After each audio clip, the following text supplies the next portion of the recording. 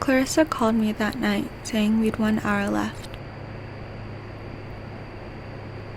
11 p.m. in the backwoods of New Jersey, I was sitting in my bedroom cracking open a window.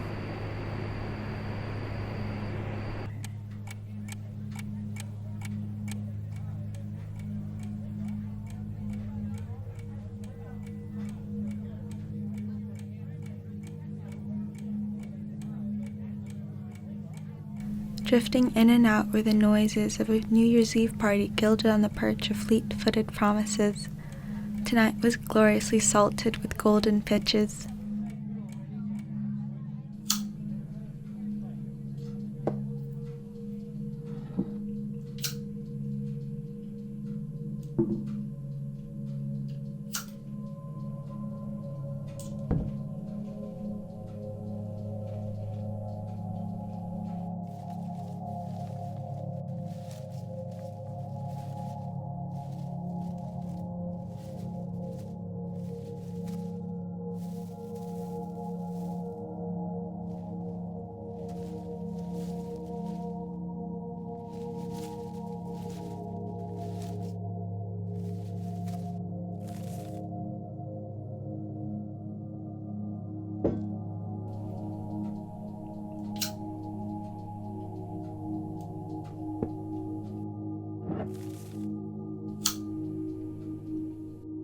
I've never felt more lived at 16, waiting for cues of detonation as if I were a veteran with the sights of Moorland in my scope.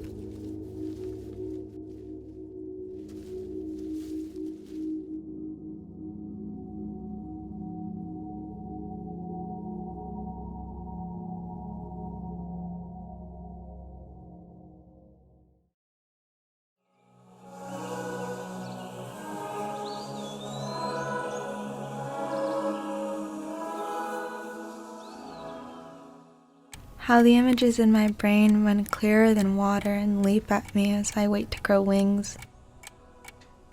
Morning seemed distant and pointless as the minutes felt like hours.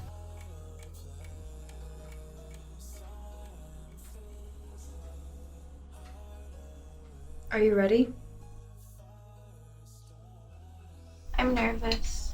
Don't be. Just relax. Just think about how happy we'll be by the end of this. What if I miss my family? I'll be here. And if they look for me? We don't have to worry about that now. I'm your family.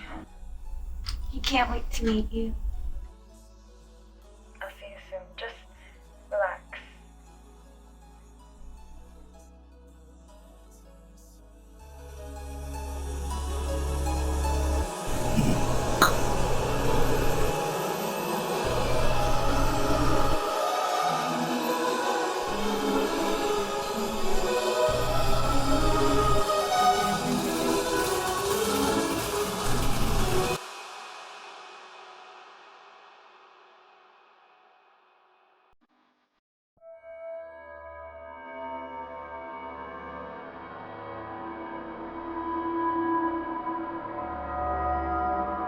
Together, we will wake up purging our bodies of humanity in the awning of a collective dream. Just me and Clarissa, Clarissa and me. We are the last fairies alive on Earth.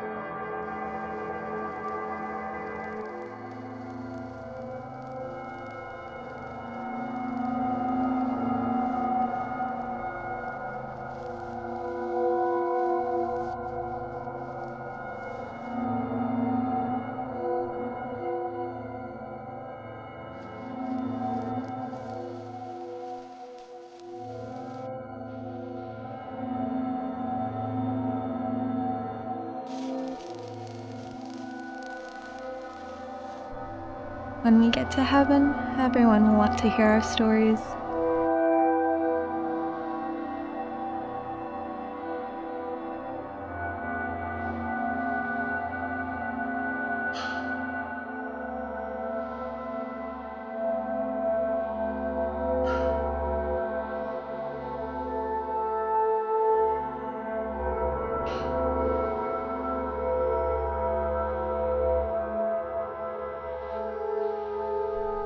You won't recognize yourself at first. It'll be like looking into a magic mirror. You'll feel a psychic pang and a twitch in your hand.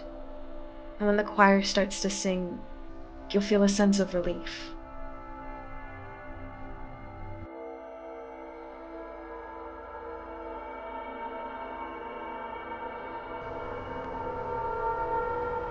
Silence took over my bones. I could hardly remember my own name.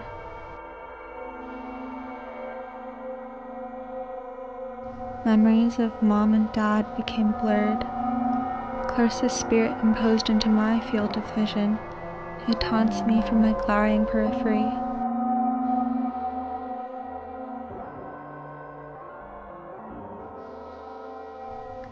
I lay myself flat, waiting to die, as I watched my reflection loom in the dark, as if I were seeing myself for the first time. For a moment I was perfect, rebirthed, the most beautiful thing in the world. I listened to the phone disconnect from the other side, as if it were the sound of God himself.